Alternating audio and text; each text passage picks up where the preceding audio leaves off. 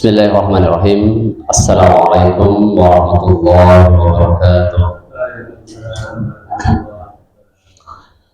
Amsayna ala fitratil Islam wa ala kalimatil ikhlas wa ala dini nabiyina Muhammadin sallallahu alaihi wasallam wa ala millati abina Ibrahim hanifan musliman wa ma kana minal musyrikin.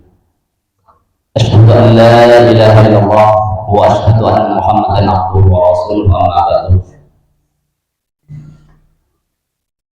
Qala Allah Ta'ala fil Qur'anil Karim, a'udzu billahi minasyaitonir rajim. Bismillahirrahmanirrahim. Aqimus shalah wa atuz zakat. Wa qala Rasulullah sallallahu alaihi wasallam,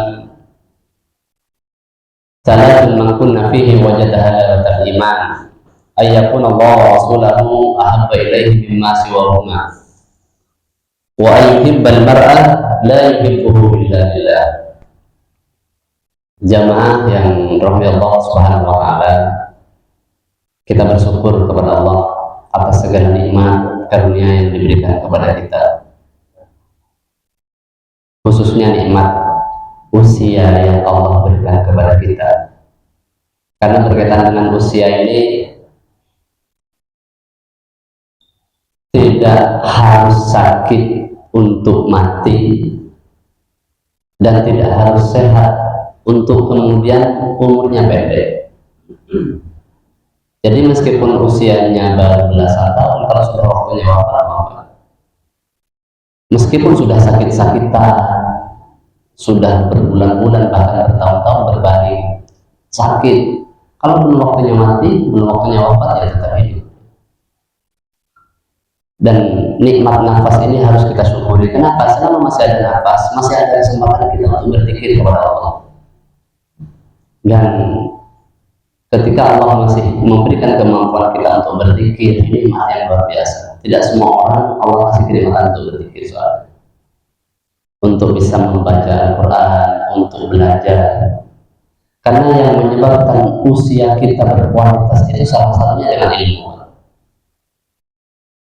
Jadi dengan ilmu, ibadah kita bisa berkualitas. Dan kita alhamdulillah pada kesempatan kali ini kita belajar. Jadi insya Allah usia kita ini bisa berkualitas selama kita tidak berhenti belajar. Makanya dalam riwayat itu, man salaka tariqan yaltamisu fihi ilman sahhalallahu lahu tariqan ilal jannah. Barang siapa yang masih menjalankan atau senantiasa meniti jalan ilmu, maka dia dimudahkan menuju surga. Kenapa mudah? Karena tahu jalannya, Pak. Kita mau ke Solo, mau ke Jakarta, itu lama sampainya. Penyebabnya apa? Tidak tahu jalannya, Pak. Oh, tapi kan ada Google Map misalnya. Google Map kadang juga bisa sarankan kita. Tapi kalau kemudian kita sudah hafal di luar kepala, misalnya super bis sama kita yang karena mengandalkan Google Map misalnya, tetap akan lebih cepat mereka. Mereka sudah hafal. Bener Google Map ada, tapi kan nggak paham jalan mana yang rusak, mana yang bagus. Tapi super bis karena setiap hari melalui jalannya, dia paham mana yang rusak, mana yang bagus, mana yang harus injak rem, mana yang harus injak gas. Oh misalnya kita sama Pak, hari Jumat sama. Tapi kalau kemudian kita tahu kapan sih waktu istijabahnya doa. Dan sekarang ini merupakan waktu yang istimewa Pak. Hari Jumat itu pertama hari Jumat di bulan Ramadan. Yang kedua hari Jumatnya sendiri mulia. Kemudian di bulan di hari Jumat ini kita memang dianjurkan memperbanyak sholawat. Kemudian di bulan Ramadan ini kita dianjurkan banyak tilawah. Kemudian yang ketiga, antara asar sampai maghrib ini merupakan waktu yang istijabah. Pertama, selain hari Jumat, kalau kemudian kita puasa, menjelang buka puasa itu merupakan waktu yang istijabah untuk doa. Kemudian di luar Ramadan tidak puasa sekalipun, tapi hari Jumat setelah asar sampai maghrib itu waktu yang istijabah. Jadi sekarang ini merupakan waktu yang istijabah untuk berdoa dan berkumpul dua waktu yang istijabah ini. Nah kalau tadi kan sempat hujan, bisa berkumpul tiga waktu istijabah karena turun hujan, kemudian setelah asar hari Jumat, kemudian menjelang berbuka. Jadi bisa berkumpul tiga keutamaan untuk berdoa. Kenapa demikian? Karena tahu, Pak. Sedekah juga sama. Kalau kemudian kita tahu sedekah di mana yang kemudian pahalanya berlipat.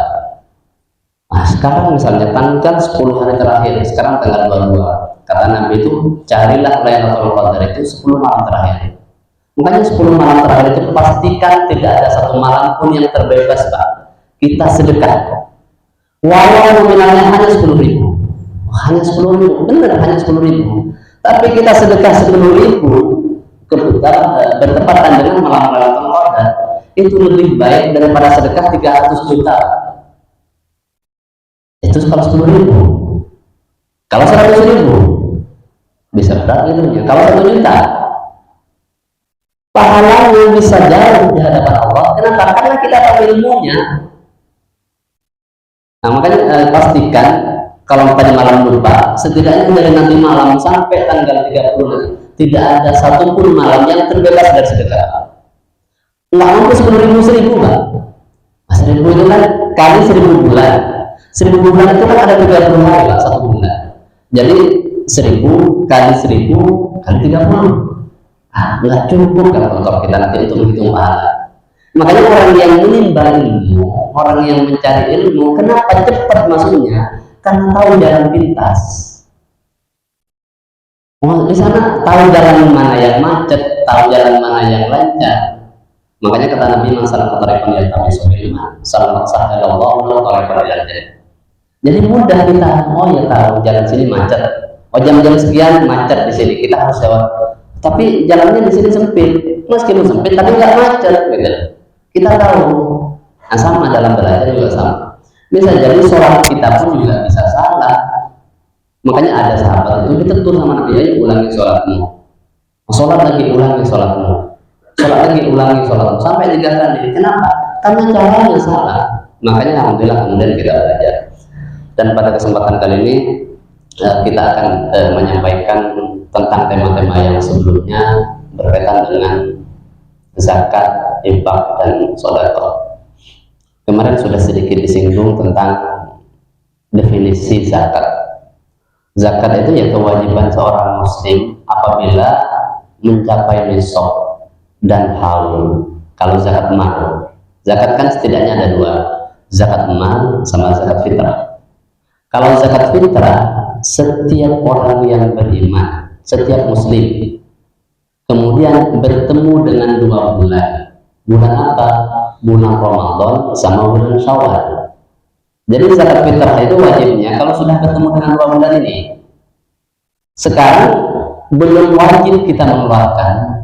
Jadi waktu utamanya mengeluarkan zakat fitrah memang sebelum berangkat ke masjid atau setelah subuh, hari raya Idul Fitri. Kalau kemudian mengeluarkan sebelum itu tidak masalah, tetap sah, tetap sah. Tapi yang tidak sah itu kalau mengeluarkan setelah sholat Idul Fitri, itu seperti sedekah biasa. Kalau kita mengeluarkan setelah zakat setelah pelaksanaan sholat Idul Fitri, itu tidak sah zakatnya, sama dengan sedekah biasa. Dan zakat fitri itu atau zakat al-fitrah atau zakat fitrah itu ya diwajibkan untuk semua yang muslim.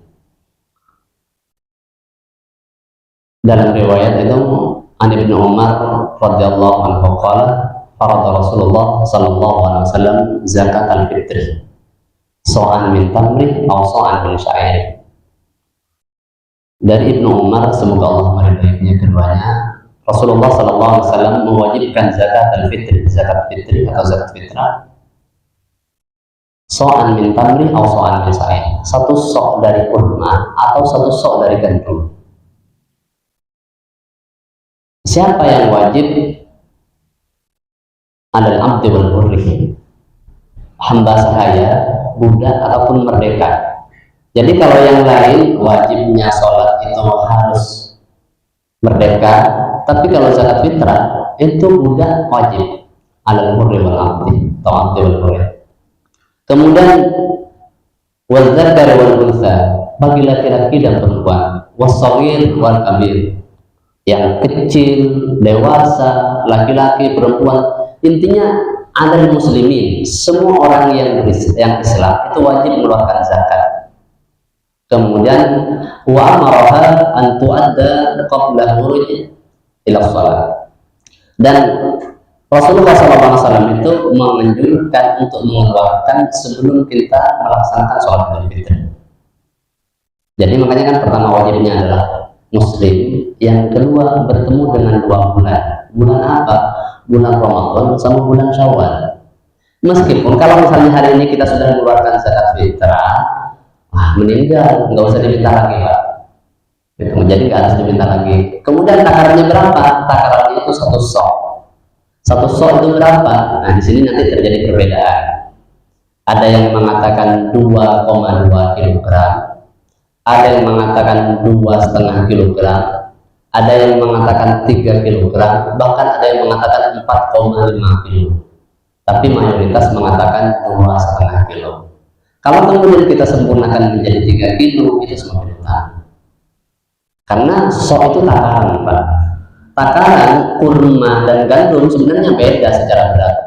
Karena itu menggunakan apa ya? Kalau di Jawa apa takaran itu biasanya? Gantang atau apa namanya? Apa namanya? Kalau di kan sok di Madinah itu namanya sok. Takaran itu mungkin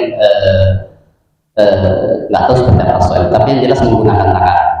Satu takaran itu bisa beda nanti, 1 sok kurma sama 1 soknya gandum bisa beda beratnya.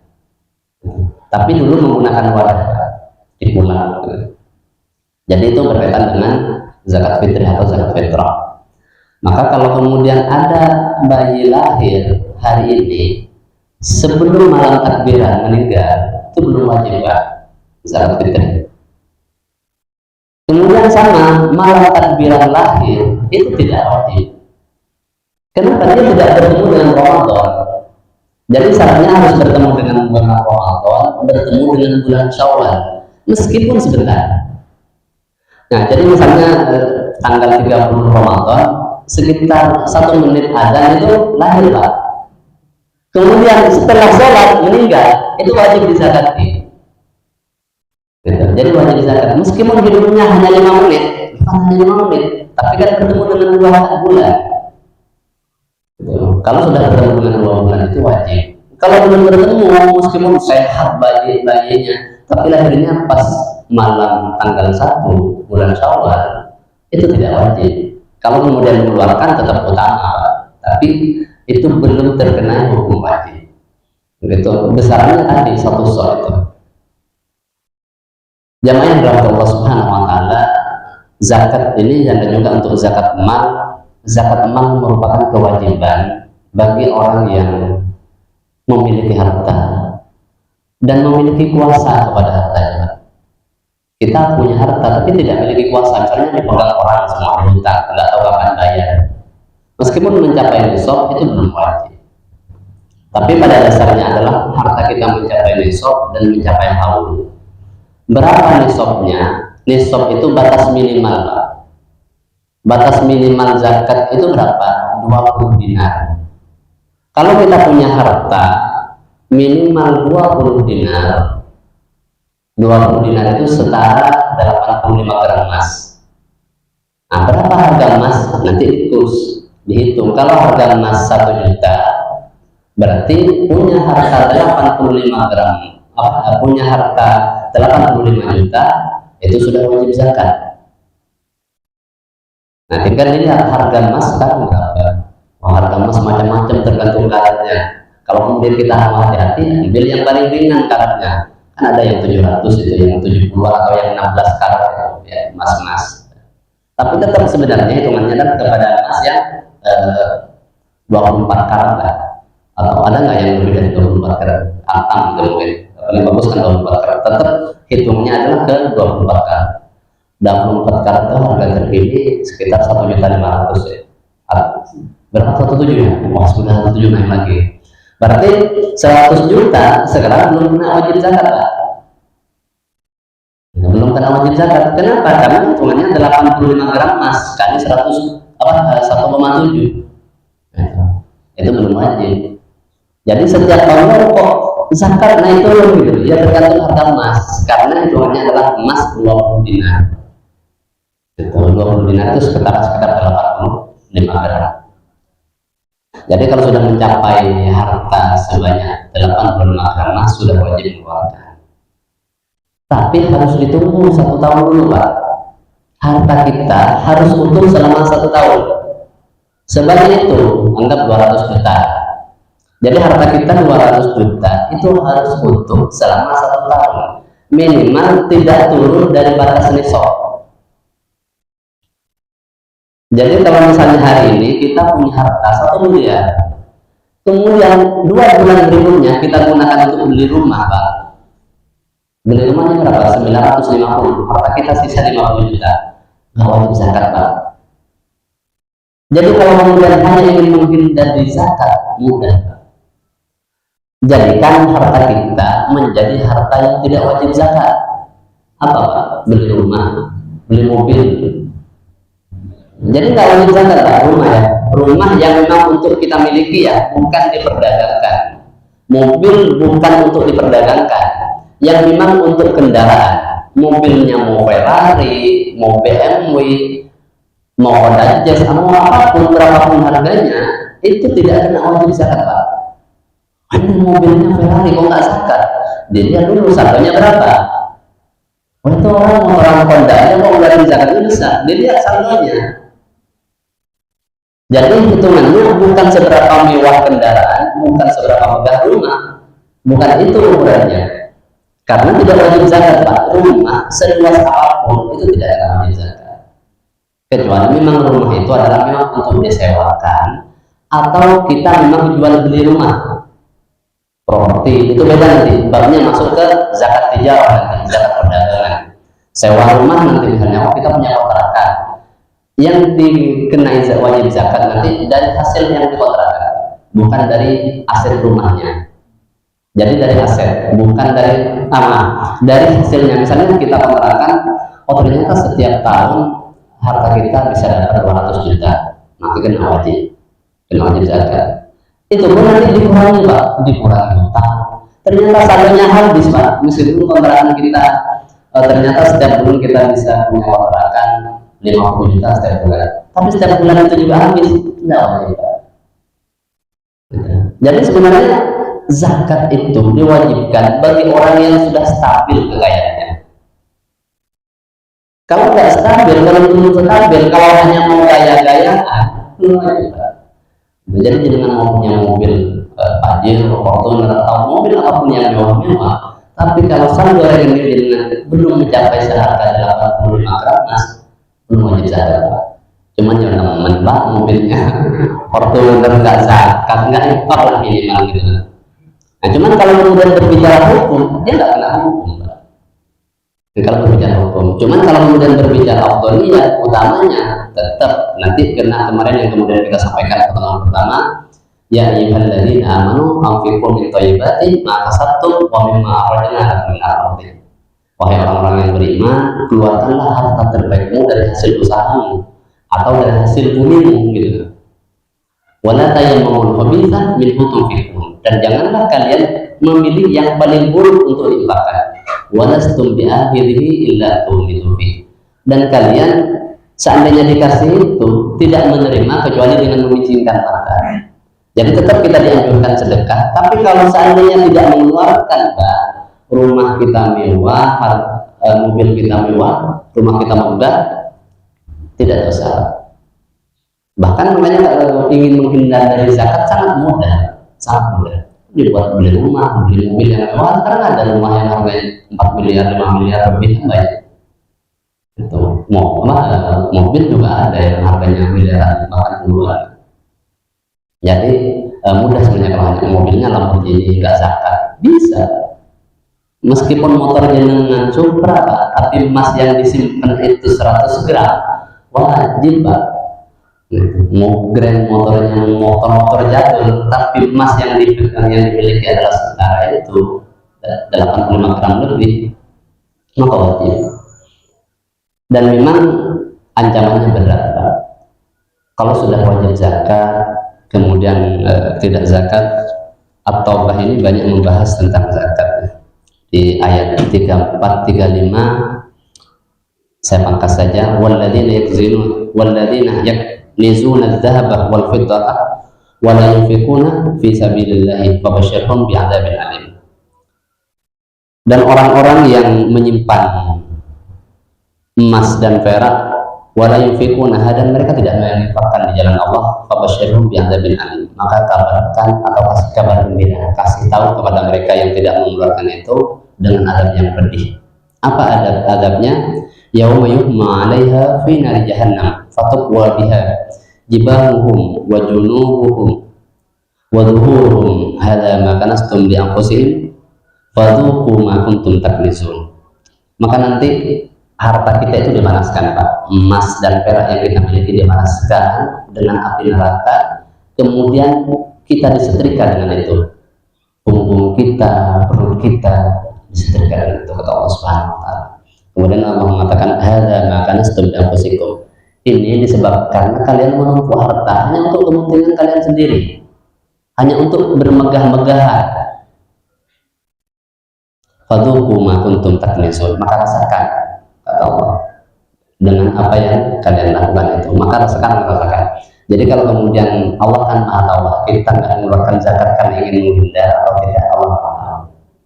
Makanya memang kita harus berlatih dari sedini mungkin untuk mengeluarkan zakat, meskipun belum. Makanya Imam Syafi'i itu ketika bertemu dengan gurunya, beliau punya guru pengembala kambing. Beliau bertanya, ya Syekh, harta yang wajib zakat itu kalau sudah mencapai berapa? Kata Imam Syafi'i. Kemudian kata gurunya, ini menurut madhab saya atau menurut madhabmu? Kata gurunya itu, kata pengembala kambing tadi, ya saya kan hanya ke jenengan, menurut jenengan berapa? Ya kalau saya nggak usah pakai nisab, berapa? Pokoknya punya harta, keluarkan aja 2,5%. Loh kok demikian? Harta itu, zakat itu kan fungsinya liyutahhirukum, khudh min amwalihim shadaqatan wa tutahhiruhum wa tuzakkihim biha wa shalli 'alaihim inna shalataka sakanun lahum. Jadi di antara fungsi zakat adalah mensucikan harta. Apakah yakin kita yang penghasilannya tidak mencapai nisab, kata gurunya itu, terbebas dari hal-hal yang haram, dari hal-hal yang subhat? Kadang ketika ada cara tiba-tiba ada tukang parkir misalnya, kan bukan lahannya, Pak, dia ambil tali rafia, kan gitu kan, kita ambil bakar, kemudian dia kapling, ini tempat saya, milik saya, orang bayar, dia sewa nggak tempat itu untuk, nah dia menentukan parkir misalnya depan Indomaret, ada tiba-tiba tukang parkir misalnya. Bukan kemudian berbicara tentang salah atau haramnya, ya, dia secara syar'i sesuai tidak, dia izin nggak menempati tempat itu, sehingga kata gurunya ini, jadi sekecil dan sebesar apapun harta yang kita miliki, itu tetap ada potensi kita mendapatkannya dengan cara-cara yang kurang bagus juga, ada potensi itu. Jadi tetap harus dikeluarkan, meskipun kalau kemudian berbicara kewajiban tetap ada tadi, ada kadar zakatnya, ada nisabnya, kemudian ada haulnya. Untuk zakat mal, kalau zakat fitrah nggak ada haul, nggak ada nisab, pokoknya muslim tadi, pokoknya muslim, nggak ada nisab, nggak ada haul. Zakat mal juga kalau pertanian itu nggak ada haul, nisab saja. Berapa nisabnya? 5 wasak. 5 wasak itu ya nanti kembali, Pak, terjadi perbedaan pendapat. Ada yang mengatakan 9 kuintal, ada yang mengatakan 7 kuintal setengah, ada yang mengatakan 6,25, tergantung dia mengkonversikan satu soknya itu berapa. Karena kan 60 wasak, 5 wasak itu kalau tidak salah ada 60 sok. Jadi 60 kali 30. Kok lupa saya. Yang jelas satu wasak itu kok lupa namanya, maaf. Yang jelas satu wasak, 5 wasak itu kalau dikonversikan sekitar 7,5 atau 7 kuintal setengah. Kalau satu soknya itu 2 kg, 2,5 kg. Kalau satu soknya 3 kilo, berarti 5 wasaknya itu adalah 9 kuintal. Jadi kalau sudah mencapai itu maka wajib dikeluarkan. Berapa dikeluarkannya? Ada yang 5%, ada yang 10% kalau zakat hartanya. Kalau zakat harta tadi berapa? 2,5%. Ya, waktu kita ada sekitar 5 menit lagi. Kemudian yang juga tidak kalah penting, Pak, karena ini sering terjadi, zakat dialokasikan atau dikeluarkan dengan konversi bahasanya. Zakat harta dikeluarkan dalam bentuk beras, dikeluarkan dalam bentuk sarung. Kalau mau hati-hati, jangan Pak, keluarkan dalam bentuk aslinya. Bahkan kalau lebih hati-hati lagi, keluarkan melalui lembaga zakat atau basnas. Kenapa? Agar mungkin nanti dari harta-harta yang lain kita silahkan keluarkan dalam bentuk sembako. Kenapa? Karena mengeluarkan dalam bentuk sembako tidak dengan dikonversikan ke harga lain butuh syarat, Pak. Syaratnya penerima manfaat itu butuh tidak. Kalau ternyata penerima manfaat butuhnya bukan beras, Pak, bukan minyak, bukan telur, dia kebutuhannya adalah untuk membayar SPP anaknya, salah kita, Pak. Jadi memang zakat itu ketika sudah dikeluarkan, memang wewenangnya terserah sama mustahik mau dijadikan apa, sama penerima manfaat. Dan penerima manfaatnya pun diatur, Pak. Ada hanya 8 golongan yang boleh menerima zakat, itu hanya 8 golongan. Di dalam surat At-Taubah ayat 60 itu dijelaskan hanya 8 golongan. Fakir, miskin, kemudian amil. Amil itu yang mengelola zakat, itu berhak menerima zakat. Kemudian orang yang terlilit hutang. Tapi terlilit hutang nanti, iya bukan kita yang punya aset, Pak, ya. Kan ada orang hutangnya miliaran tapi asetnya juga lebih banyak. Artinya yang dianggap orang punya hutang itu asetnya tidak cukup untuk membayar hutangnya, karena failin, karena bangkrut, itu berhak menerima zakat. Kemudian digunakan untuk memerdekakan budak, ibnu sabil, orang yang dalam perjalanan, kemudian digunakan fisabilillah. Kalau zakat digunakan untuk pembangunan misalnya, apakah boleh? Ada yang membolehkan, tapi tetap nanti kontroversi, Pak. Ada yang tidak membolehkan. Kenapa? Dibatasi hanya 8 golongan tadi. Bahkan di awal itu dikasih huruf hasr. Huruf hasr itu artinya pembatas. Innama, hanya saja. Zakat itu hanya untuk yang 8 ya. Kalau yatim boleh tidak terima zakat. Kalau karena yatimnya nggak boleh. Wah, yatim nggak boleh terima zakat? Nggak boleh. Dia boleh menerima zakat kalau dengan catatan dia masuk kategori fakir, kategorinya miskin. Kan ada orang yatim kemudian kaya, warisannya banyak, maka dia nggak pernah terima zakat. Janda boleh tidak? Tidak boleh. Kalau karena status jandanya ya. Tapi kalau janda fakir, janda miskin, terlilit hutang pula, boleh, Pak. Jadi bukan karena jandanya ya. Oh, itu janda ya berhak terima zakat. Janda yang mentera juga banyak, Pak. Jadi kalau kaya meskipun janda itu tidak boleh. Kalau kaya meskipun yatim tidak boleh. Satu-satunya yang boleh, Pak, amil, Pak. Sekaya apapun dia ada hak, boleh. Seandainya saya kan sebagai amil, misalnya alhamdulillah saya misalnya kaya, itu tetap ada hak. Terkait saya ambil atau tidak itu lain, Pak. Tapi tetap ini harus kita suarakan, jangan sampai mengatakan amil nggak boleh. Kita menentang ayat Al-Quran.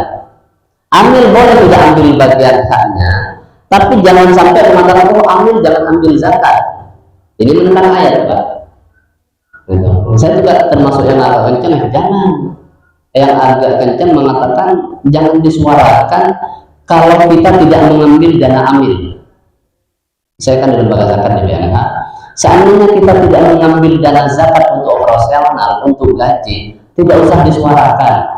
Kenapa? Khawatir masyarakat umum menganggap amil zakat itu tidak boleh ambil zakat.